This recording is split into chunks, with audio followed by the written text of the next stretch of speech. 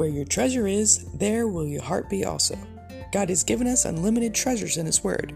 Every time we open it, we can discover a new treasure or admire an old one.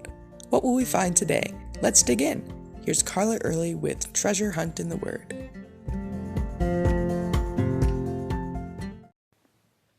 Has God ever called you to walk away from someone or something you loved? How did you feel? How did you respond? If you've ever had this happen in your life, you'll understand a little bit of what Lot's wife went through in Genesis 19. Lot, the nephew of Abram, had a choice of land that he wanted to occupy. He chose the fertile valley near Sodom, a wicked city.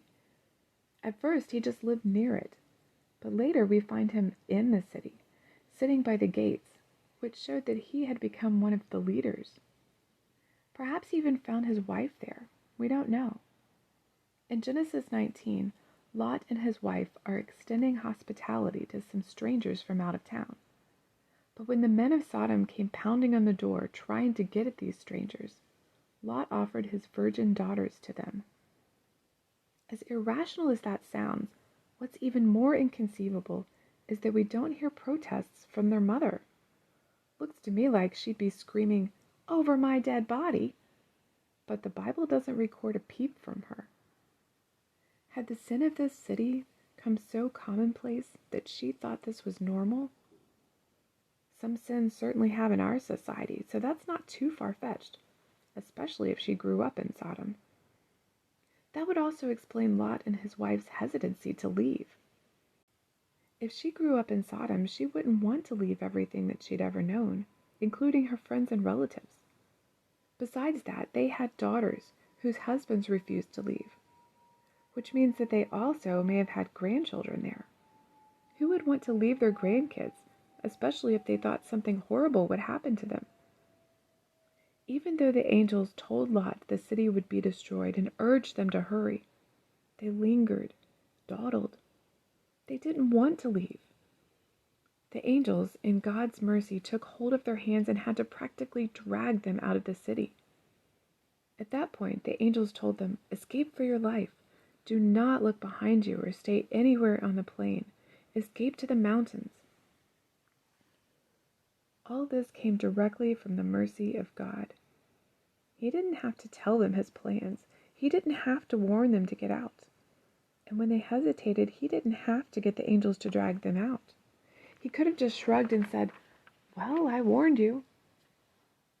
I know God has had this kind of mercy in my life. How about you?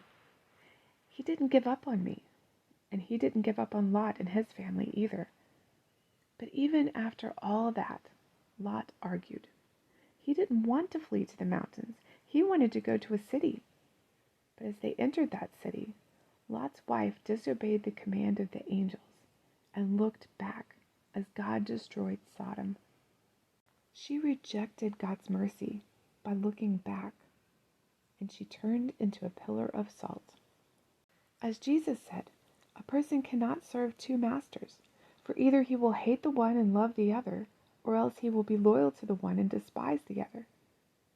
Lot's wife had that conflict going on inside of her. She held on to what she had in Sodom too tightly, whether it was family and friends or wealth, comfort, and prestige. She had a divided heart. Part of her heart was still in Sodom. God sometimes asks us to leave everything and follow Him. But if we're clinging to things, to people, jobs, or our lifestyle, we can't follow Him. It's that simple. What we have, He's given us, but even His blessings we shouldn't hold more dear than the one who has given them to us. Jesus warned us, remember Lot's wife. He was talking about the end times, but it can apply to many times of our life. When we hold onto the world, the things of this world, being entangled with them, as 2 Peter 2:20 puts it, we can't run the race, like it says in Hebrews 12:1 and 2. Let me read that to you. It says, "Therefore we also, since we are surrounded by so great a cloud of witnesses, let us lay aside every weight and the sin which so easily ensnares us, and let us run with endurance the race that is set before us, looking to Jesus, the author and finisher of our faith. Looking to Jesus, not taking our eyes off of him, being obedient to him, not to our inner urgings or even our own perception of right and wrong. I don't want to be that salty old woman who looks back on her life with regret or longing instead of living fully in obedience in the moment. I want my eyes on Christ and his kingdom, no matter what's going on in the world around me. Don't you? You can contact us at treasurehuntintheword@gmail.com. We'd love to hear the treasures God has given you through his word.